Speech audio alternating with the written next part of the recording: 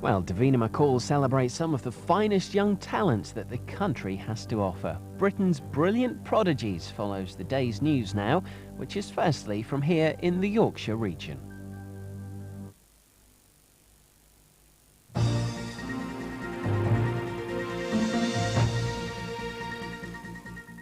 Hello, good evening and welcome to the calendar news on this Bank Holiday Monday. There are calls tonight for the Leeds Festival to be banned after hundreds of people went on the rampage, starting fires and hurling bricks at the police. One officer needed hospital treatment for a broken nose. Nearby residents say it's the last straw after trouble at previous events, problems with litter and complaints about music continuing after hours. But festival organisers say it was the best event yet. Here's Lindsay Eastwood.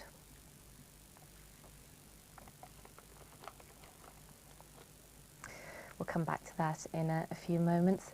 A 17-year-old youth was remanded in custody when he appeared at a special court today charged with the murder of a 16-year-old boy. The youth, who can't be identified for legal reasons, is accused of killing Luke Richmond in Ripley in Derbyshire as he walked home to nearby Alfreton. Derby magistrates have now transferred the case to Ilkeston Youth Court for a hearing on Friday. Lawrence Batley, the self-made millionaire from Huddersfield who's credited with inventing the cash and carry, has died in hospital aged 91. Mr Batley, who had an estimated fortune of more than £100 million, was not only a champion of the small trader, but also of the arts and sports in his hometown, with his money providing a theatre, an arts gallery and a major annual golf tournament and the main Lawrence Batley stand at Huddersfield's McAlpine Stadium. OK, we can now go back to our top story. There are calls tonight for the Leeds Festival to be banned after hundreds of people went on the rampage, starting fires and throwing bricks at the police. Here's our reporter, Lindsay Eastwood. Well, 50,000 people have been enjoying the music festival here in Leeds over the weekend, but as in previous years, a minority of troublemakers has marred the event. Up to 1,000 rioters torched toilet blocks on one campsite and fought running battles with police from midnight to daybreak, hurling bottles and stones. Most of the music fans leaving the site today have condemned the violence. Loads of stuff was just getting set on fires, massive fires everywhere, and just general anarchy, everyone pushing all the poles over. Gas cans and stuff. Yeah. It was just a bit of a joke, really. And it was just like so many people rioting that the security couldn't really do anything.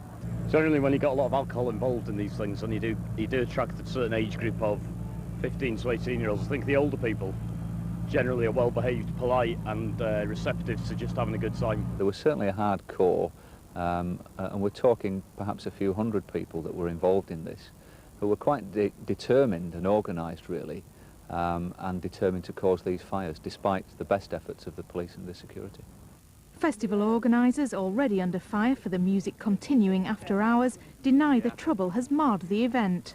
50,000 fans, hundreds of bands, lots and lots of people really enjoying themselves, probably the greatest Leeds festival ever, and that's really what I'm thinking about. The fact that there was a bit of trouble last night really ought not to concentrate people's minds. But residents who almost won their campaign to stop the festival after the violence, vandalism and noise of previous years say they won't give up their fight.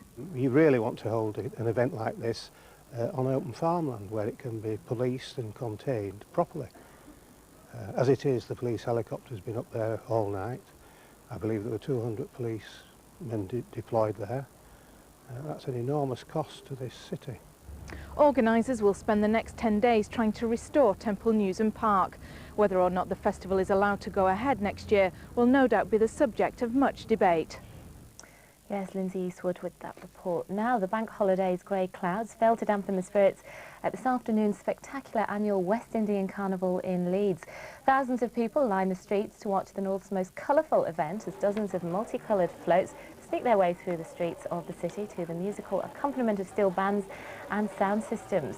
Heading the parade was Carnival Queen Sharon Clement in her lost ship costume, plus 10 princesses and 8 princes, all in eye-catching outfits.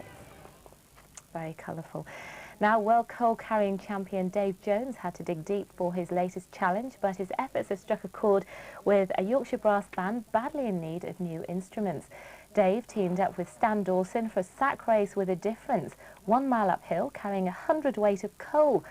The The two men completed their combined challenge in less than 10 minutes. It took place in the Pennine village of Slaithwaite, and in the process, the men raised £2,000 for the town's brass band. Obviously running uphill with it. That's the hardest bit. And training. The technical part of actually changing the bag can also pose its problems depending where we feel we have to change it, because we can be on a steep incline or on the flat, but the ears get very slippy, and if we lost it then the game's over. Once it hits the floor, the challenge is over. Not sure I could do that one well. On to some sport now, and Super League side Halifax Blue Sox have today officially unveiled former player Tony Anderson as their new head coach. The Australian has moved to Halifax from Hull, where he was assistant coach to Sean McRae. Anderson was a championship winner during his time as a player with Halifax in the 1980s.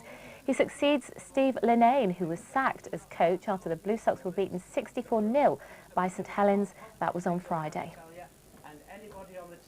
My immediate goal is to win on Sunday. You know, people keep looking. We've got 4 games left. Well, I can't afford to do that, and I know it's old cliches and it bores fans, but that's all we can focus on. That's trying to get a result against Warrington on Sunday.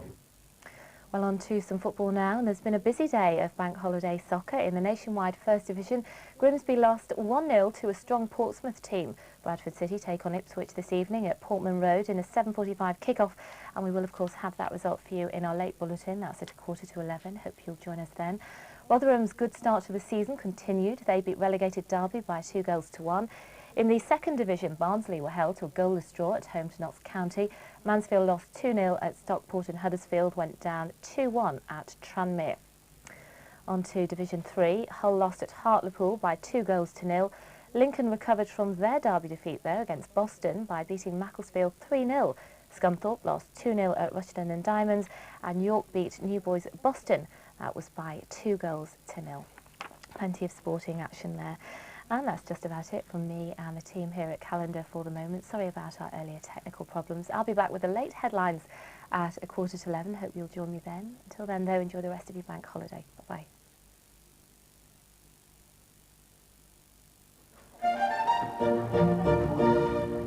The search is on for contestants to star in a brand new Antiques quiz show. If you're an antiques aficionado and know your Clarice Cliff from your Coalport, then we'd like to hear from you.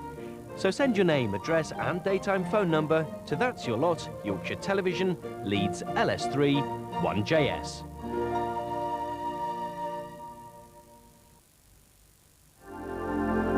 Yorkshire weather.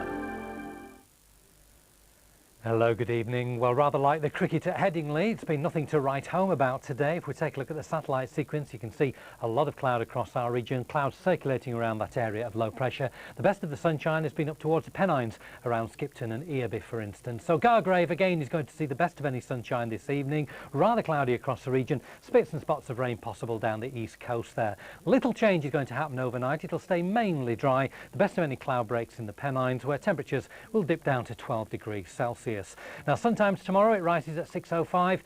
It sets at 8:09. Tomorrow morning again it's going to be rather cloudy, rather like today. Again, spits and spots of rain or drizzle possible down the coast. It will tend to brighten up as we go through tomorrow, but again, the best of the sunshine always over the West Riding of Yorkshire, and the top temperatures around 20 Celsius. Here's a summary.